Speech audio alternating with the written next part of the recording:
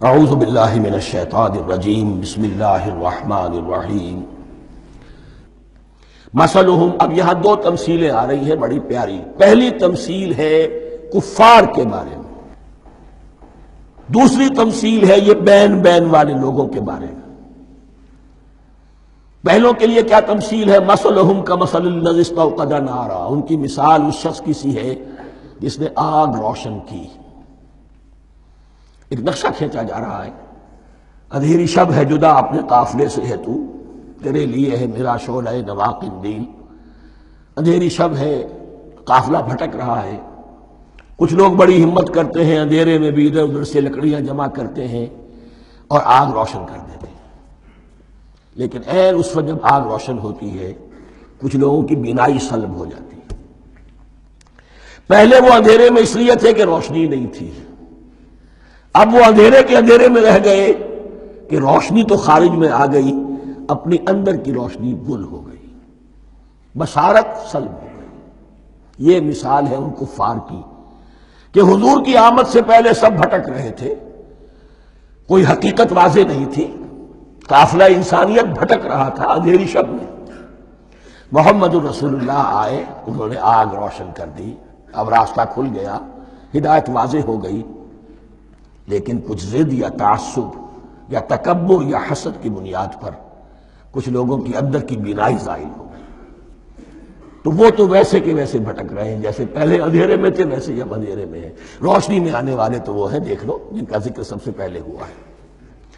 مثلہم کمثل الذی استوقد نارا، اس شخص کی سی ہے کہ جس نے آگ روشن کی۔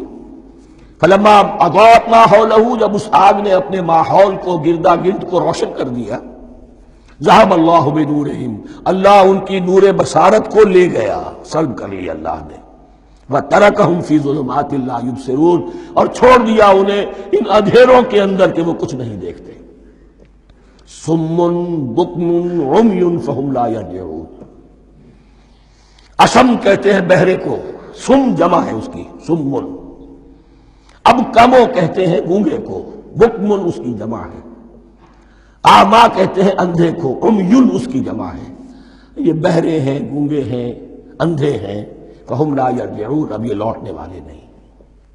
یہ کون ہے؟ ابو جہل ہے، ابو لہب ہے، ولید بن مغیرہ ہے، عقبہ ابن ابی معیط ہے۔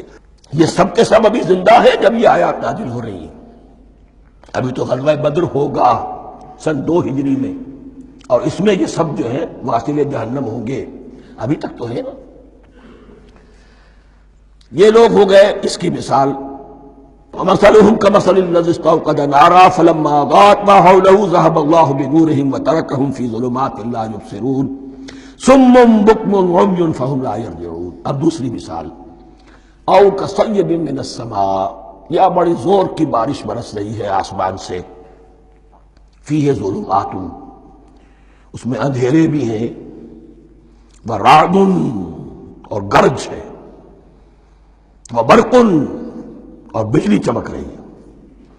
یجعلون اصابعہم فی اذانہم من الصواعق حذر الموت، کچھ لوگ ہیں کہ جو اپنی انگلیاں اپنے کانوں کے اندر ٹھوسے ہوئے ہیں کہ وہ جو کڑک ہے اس سے ان کی جانیں نہ نکل جائیں، موت نہ آ جائے۔ کڑکا ایسا ہے کہ اس کڑکے سے بچنے کے لیے اپنی انگلیاں اپنی کانوں میں ٹھوس رکھی، حذر الموت، موت کے خوف سے۔ واللہ محیط بالکافرین، اللہ ایسے کافروں کا احاطہ کیے ہوئے ہیں، بچ کر کہاں جائیں گے۔ یکاد البرق یخطف ابصارہم، قریب ہے کہ بجلی ان کی نگاہوں کو لے جائے، ان کی بینائی کو سلب کر لے۔ کلما اضاء لہم، لیکن ہوتا کیا ہے، جب ذرا روشنی ہوئی تو چل لیے۔ مشوا فیہ، بجلی چمکی، کچھ نظر آ گیا دائیں بائیں تو کچھ تھوڑا سا چل لیے۔ وَإِذَا أَظْلَمَ عَلَيْهِمْ، اور جب تاریکی ان پر طاری ہو گئی، قاموا، کھڑے کے کھڑے رہ گئے۔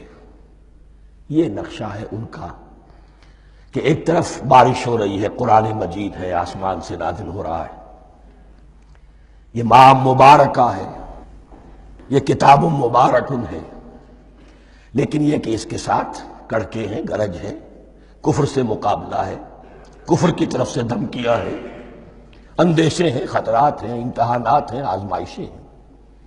ذرا کہیں حالات کچھ بہتر ہوئے، کچھ جسے بریدنگ سپیس کہتے ہیں ملی، تو تھوڑا سا چل لیے، ہم بھی مسلمان ہیں، کوئی خاص موقع نہیں ہے، کسی جنگ کے لیے بلایا نہیں جا رہا ہے، تو بڑھ چڑھ کے باتیں کر رہے ہیں، اپنے ایمان کا اظہار بھی کر رہے ہیں۔ جیسے ہی کوئی آزمائش آئی قاموا، ٹھٹک کر کھڑے کے کھڑے رہ گئے۔ وَلَوْ شَاءَ اللَّهُ لَذَهَبَ بِسَمْعِهِمْ وَأَبْصَارِهِمْ، اللہ چاہتا تو ان کی سماعت اور بصارت کو بھی سلب کر لیتا، لیکن اللہ کا قانون یہی ہے، جو جہاں رہنا چاہے اس نے آزادی ارادہ دی ہے انسان کو۔ تم اگر مومن صادق بن کر رہنا چاہتے ہو، اس کو آسان کر دے گا تمہارے لیے۔ تم نے اپنے تعصب کی وجہ سے، اپنے تکبر کی وجہ سے کفر کا راستہ اختیار کیا، اللہ اسی کو کھول دے گا۔ تم بیچ میں لٹکنا چاہتے ہو، لٹکتے رہو، اللہ تعالیٰ جو ہے جبرن کسی کو نہ حق پہ لائے گا، نہ جبرن کسی کو باطل پر لے کر جائے گا۔ اس لیے کہ جبر اگر ہو تو پھر امتحان کا معاملہ ختم، پھر جزا و سزا بیکار ہے، غیر منطقی ہے، غیر معقول ہے۔ ان اللہ علی کل شیء قدیر، یقیناً اللہ تعالیٰ ہر چیز پر قادر ہے۔ یہ دو رکوع اس اعتبار سے کہ انسانی شخصیتوں کا سمجھنا،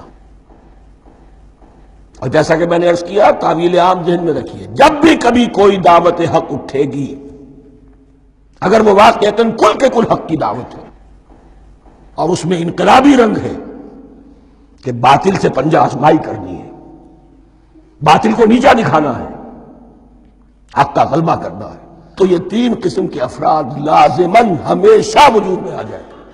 ان کو پہچاننا، ان کے کردار کی جو اصل جو اس کے پیچھے پس منظر ہے، اس کو جاننا بہت ضروری ہے۔ صدق اللہ العظیم۔